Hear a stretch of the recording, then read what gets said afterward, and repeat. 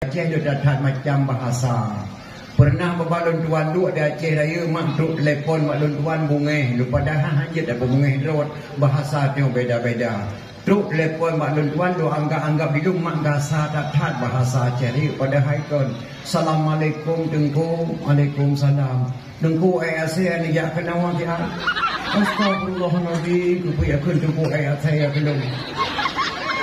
Lepas saya kedua padahal kan mak Assalamualaikum dengku Waalaikumsalam dengku AAC ni jak kena muasiat di yang long dengku AAC ni jak kena muasiat padahal nyan hemat kan bicara long nyan bahasa Aceh Gayu maka beda-beda bahasa kita yo halu balon pegah rasa badong yang dengar lu leke mana bahasanya hana saban-saban Aceh Timur lain bahasa Aceh Utara lain bahasa.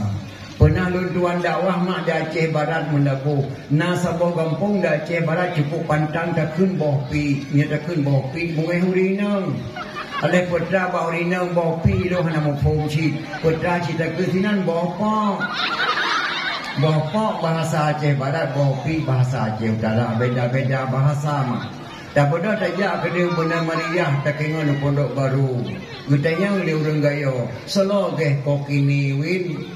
Yang jawabannya mana ama selalu aku mian kubiran kegeresan halilang aku lak mian kubiran yang dalam bahasa gayo pajantruk kenawanya baro bapak pajanta balik ubirin bekna langan singa lu balik dalam kedai hudun yang dalam bahasa gayo mana dalam bahasa gayo baro dalam bahasa Aceh menyau mana dalam bahasa Aceh mbak kaya kena pegat ketame.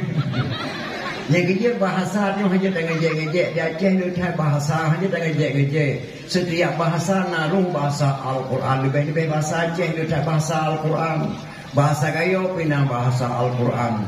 Gekelir gayo nyakah kadu asai tino lung pun ja siap. Dalam bahasa gayo win ko kono ni sel kejap aku melenomi kejap. Ikah kadu asai aku melenomi kejap. Lung pun ja siap. Nomi dalam bahasa gayo Jaih dalam bahasa Aceh. Nominya hemat asal kata azan subuh. As-salatu khairum minan naum. Naum, nomi. Gecok dalam bahasa gayo, aku malay nomi kejapnya asal kata azan subuh. Jadi gecok dalam bahasa Takengon, jaih dalam bahasa Aceh. Maka setiap bahasa dia naruh bahasa Al-Quran. Maka hanya ngejek-ngejek. Dan tanya hanya tak tiru-tiru bahasa gok karena bahasa drawat tu. Lewinyo kayak pegat jalan tol di Aceh. Itanya hanya tak kun jalan tol. Karena gebuh jalan tol di orang Jawa. Li orang Jawa gebut ihdinas siratal mustaqim siratal ladzina an'amta alaihim.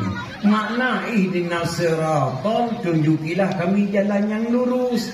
Jalan tol jalan lurus kata-kata dalam Fatihah. Di dia tak buat ihdinas siratal mustaqim kepada ke jalan tol pada kun.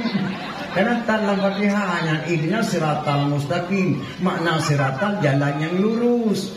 Jadi hanya tertiru-tiru bahasa gok yang bahasa dua tak pakai tengok.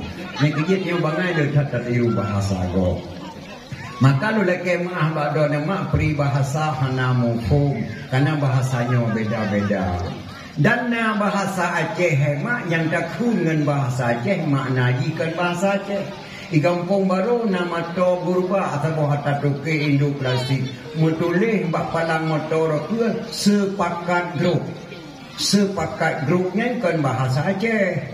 Bahasa gok menyang bahasa Aceh sepakat grup nanti keluh blok motor banti keluh tiga grup penuyu. Nah jadi sepakat grup mutulih motornya kan bahasa gok.